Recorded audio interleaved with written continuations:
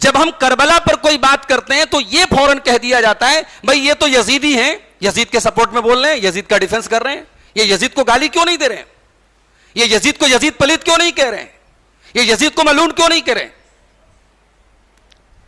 بھائی ہمارا اصول سیدھا سا ہے، ہم کربلا کے واقعے کو حضرت حسین ورسس یزید کے اینگل سے دیکھتے ہی نہیں ہیں۔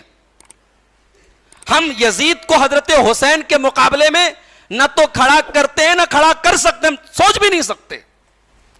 ہمارا ایمان و عقیدہ یہ ہے، ہزاروں لاکھوں یزید مل کر کے ایک حضرت حسین کے برابر نہیں ہو سکتے۔ حسین وہ ہیں جو نبی کے چہیتے ہیں، نبی کے نواسے ہیں۔ حسین وہ ہے جن کے بارے میں نبی نے فرمایا حسین منی، حسین مجھ سے ہیں۔ حسین وہ ہیں جن کے بارے میں نبی نے فرمایا سیدہ شباب اہل الجنہ، جنتی نوجوانوں کا سردار ہے میرے حسن اور حسین۔ حسین وہ ہیں جن کے بارے میں نبی نے فرمایا من احب حسینا فقد احبنی، جس نے حسین سے محبت کی اس نے مجھ سے محبت کی۔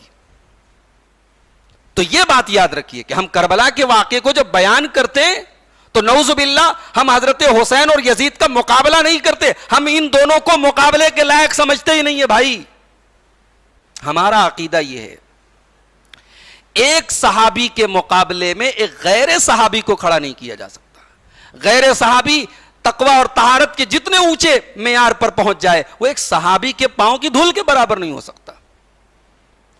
بھئی حضرت معاویہ رضی اللہ تعالیٰ عنہ ہیں، صحابی ہیں، ان کے مقابلے میں عمر بن عبدالعزیز صحابی نہیں ہیں، لیکن حضرت معاویہ رضی اللہ تعالیٰ عنہ کی شخصیت پر بڑے اعتراضات تاریخ نے کیے ہیں، اور عمر بن عبدالعزیز کی شخصیت ایسی ہے کہ ان کے مخالفوں نے بھی ان کی بڑی تعریف کی، بھئی بڑے نیک آدمی تھے، بڑے انصاف پرور تھے، بڑے اچھے تھے۔ اب حضرت عبداللہ ابن مبارک سے پوچھا گیا کہ بتائیے معاویہ بہتر ہے کہ عمر بن عبدالعزیز بہتر ہیں؟ ایک طرف صحابی ایک طرف غیر صحابی، یہ دیکھو، یہ مسلک دیکھو، یہ سلف کا مسلک کیا تھا اس بارے میں۔ بھئی عبداللہ ابن مبارک یہ دوسری صدی ہجری کے عالم ہیں، امام ابو حنیفہ رحمۃ اللہ علیہ کے ساتھیوں میں سے ہیں، ان کے دور، ان کے معاصرین میں سے، ان کے دور کے لوگوں میں سے عبداللہ ابن مبارک بہت بڑا نام ہے، بہت بڑے محدث ہیں۔ سوال کیا گیا کہ عمر بن عبدالعزیز بہتر ہے یا حضرت معاویہ بہتر ہے؟